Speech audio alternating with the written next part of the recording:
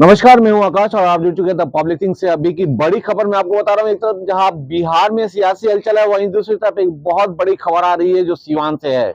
पूर्व सांसद मोहम्मद शहाबुद्दीन के पुत्र अभी हाल ही में जेल से बाहर आए हैं और फिर से उनके बहुत करीबी रहे मोहम्मद कैफ ने ये आरोप लगा दिया है कि अगर मेरी हत्या होती है तो उसके बड़े जिम्मेदार होंगे शहाबुद्दीन के पुत्र ओसामा। साथ ही साथ उन्होंने ये भी आरोप लगाया है कि इसके साथ एक और व्यक्ति होगा जिसका नाम गोलू सिंह है, वो भी बहुत बड़ा जिम्मेदार होगा, क्योंकि हाल ही में उनको धमकी मिली है। मोहम्मद कैफ पूर्व में क्रिकेटर हैं और साथ ही साथ विधानसभा चुनाव लड़ चुके हैं रघुनाथपुर से। तो उन्होंने एक प्रेस कॉन्फ्रेंस कर ये पूरी जानकारी दी है और सीधे तौर पे ये कहा है कि ओसामा साहब जो शहाबुद्दीन के पुत्र हैं, हिना साहब के लाडले हैं, उन पे ये आरोप लगी है। और उन्होंने सीधे तौर पे ये कहा है कि अगर मेरी हत्या होती है या मेरे साथ किसी भी तरह की घटना होती है तो उसकी पूरी जिम्मेदारी शहाबुद्दीन के पुत्र ओसामा पे जाएगी।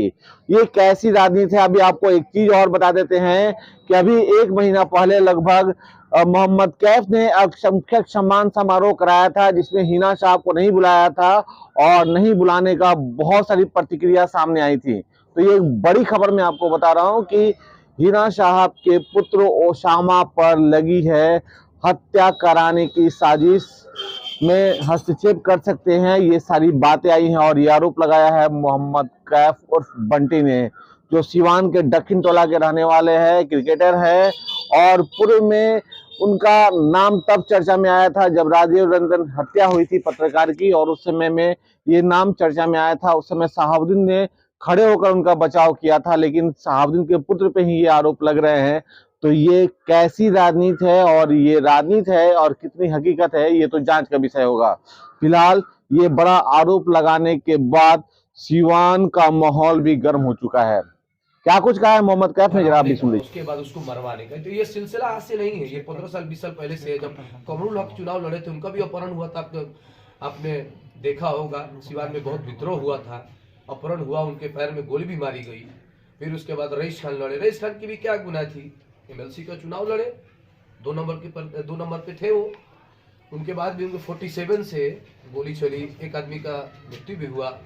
फिर दूसरा हुआ कि आरिफ जमाल पे एक चौमी, एक शरीफ आदमी जिसका कोई लेना देना नहीं, उसकी भी हत्या हुई है। फिर अचानक से हमको धमकी देना और फिर हमको डायरेक्टली जान से मारना, सिवान छोड़ने की धमकी देना। तो ये सारे चीज जो हो रही है एक ही तरफ से हो रही है, एक ही लोग कर रहा है। और मैं सरकार से सुरक्षा की गुहार लगाने के लिए मैं इस इश्यू करता हूँ कि मुझे सुरक्षा दी जाए। जिस तरीके से लोगों ने ये चीज नहीं समझ पा रहे हैं कि सिवान किस ओर जा रहा है, सिवान गुलामी की तरफ जा रहा है, सिवान मजबूत नहीं मजबूर की तरफ जा रहा है।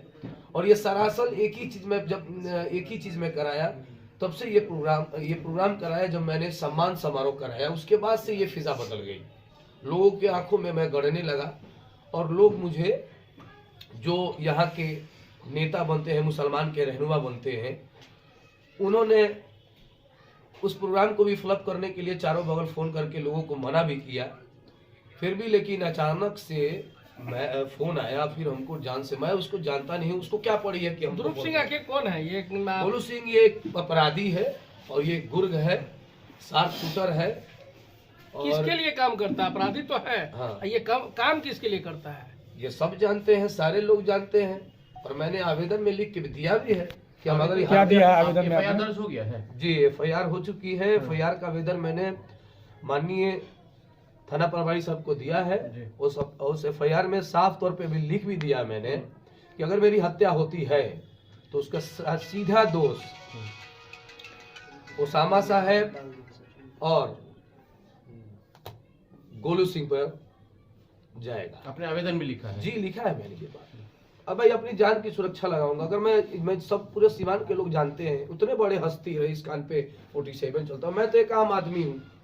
लेकिन आपको धमकी देने के पीछे क्या मकसद है? धमकी देने के पीछे दिया गया? अच्छा एक बात बताइए अयूब खान का भी जिक्र आपने किया। हाँ, अयूब खान के भी उसने कहा कि मैं उसको भी मारूंगा।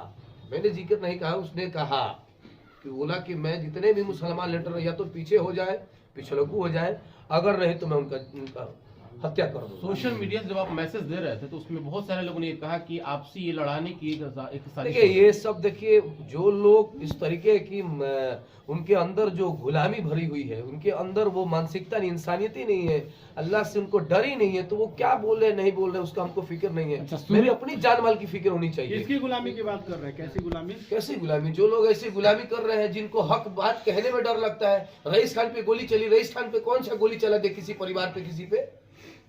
क्या मुसलमानों को चुनाव लड़ना गलत है? आप हमको बता दीजिए, मुसलमान चुनाव नहीं लड़े सीवान में, तो ये खुल के बोल सकता है उस परिवार की भाई आप सीवान में मुसलमान चुनाव मत लड़े, हम लोग छोड़ देंगे, नहीं लड़ेंगे। किससे आपको खतरा है? किससे खतरा है? मैंने आवेदन में क्या कहा है? अभी आप क्या सुन रहे थे? आवेदन मैंने साफ तौर पे कहा है कि मेरी अगर हत्या होती है उसका सीधा दोष उसामा पे और गोलू सिंह पर जाएगा। ओसामा कौन है? एक ही नाम ओसामा है, अभी 47 पे भी नाम आया था ओसामा। इस परिचय का मोहताज नहीं ना है। नहीं, ओसामा नाम के ओसामा हिना मैडम के लड़के ओसामा। अच्छा, ये तो ओसामा के नाम आप दे रहे हैं, लेकिन आप एक समय था कि आप मोहम्मद शहाबुद्दीन के पूर्व जो सांसद थे, एकदम सबसे करीबी रहे, फिर ओसामा पे नाम दे रहे हैं। आखिर ये पारिवारिक रिश्ता था आपका उनका। ये आप बहुत, ये तो हमें भी दुख है।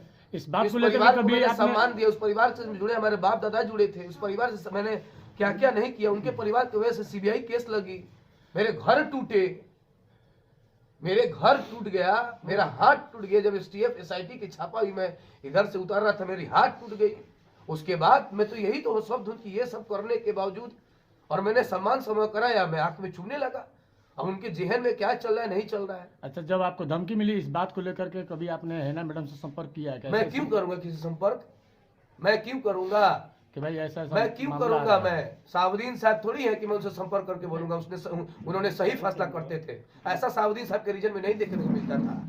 लेकिन ये जो हत्याओं का साजिश, आरिफ जमाल की क्या दोस्ती? आरिफ जमाल का तो अभी तो कुछ हुआ ही नहीं।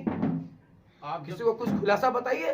कैफ जी, जब आप चुनाव लड़े थे तो कहा जाता था कि बीजेपी के फंडिंग से आप चुनाव लड़ रहे हैं, और अब कहा जा रहा है कि आप किसी के मोहरा बन करके काम कर रहे हैं। देखिए यही तो बात है कि जब मुसलमान लड़ता है तो कुछ ना कुछ उसपे दोष आने लगते हैं। कभी वो बीजेपी हो जाता है, कभी किसी का दलाल हो जाता है, किसी का 50 लाख रुपया होता है। अभी बताइए, अपनी बात को मैं नहीं रखूं, अपनी बात को वो खुल के कहे कि मैं चुनाव नहीं, कोई मुसलमान चुनाव नहीं लड़े। ये सिर्फ एक मोहम्मद की बात नहीं है, ये सारे मोहम्मद की बात है। और मैं गारंटी के साथ कहता हूं, अगर कोई भी मोहम्मद मुस्लिम अगर आवाज उठाएगा, उस पर लिख के रख लीजिएगा, उस पर गोलियां चलेंगी और उस पे उसकी हत्या करने की प्रयास होगी। ये आप लिख के रख लीजिए। चलिए, लास्ट क्वेश्चन ये है कि आपने आवेदन दिया, उस आवेदन का क्या हुआ? मामला दर्ज हुआ या नहीं हुआ है? बिल्कुल मामला दर्ज हुआ। आप जाके थाना सिवान नगर टाउन में पूछ सकते हैं। अब आप क्या करेंगे? अब मैं कहूँगा सरकार से सुरक्षा की गुहार लगाऊंगा मैं, क्योंकि मैं अकेले जाता हूँ स्टेडियम में क्रिकेट सिखाने। भाई बात साफ सुथरा सुन लीजिए। और हत्या का जो ये साजिश हो रहा है, मतलब ये हत्या की राजनीति हो रहा है कि कोई मुसलमान ना बढ़े। और जो ऐसे कह रहे हैं कि ये फलाना चिलाना जो भी बातें, मैं उन बातों को मैं नहीं जानता हूँ। मेरा जान पे आया हुआ है, अगर कोई माई का लाल है तो वो बोल के देखा उस परिवार के बारे में। अगर नहीं उसका बेड़ा गर्क हो गया तो जो कहेंगे सो। आरिफ जमाल की हत्या कर दी गई, उसके बाद आपको भी टारगेट किया जा रहा है, तो आपने प्रशासन से सुरक्षा की मांग की? कुछ प्रशासन से मैंने सुरक्षा की मांग की है। मैंने DGP साहब को आज मेल करूंगा, जितने वरीय अधिकारी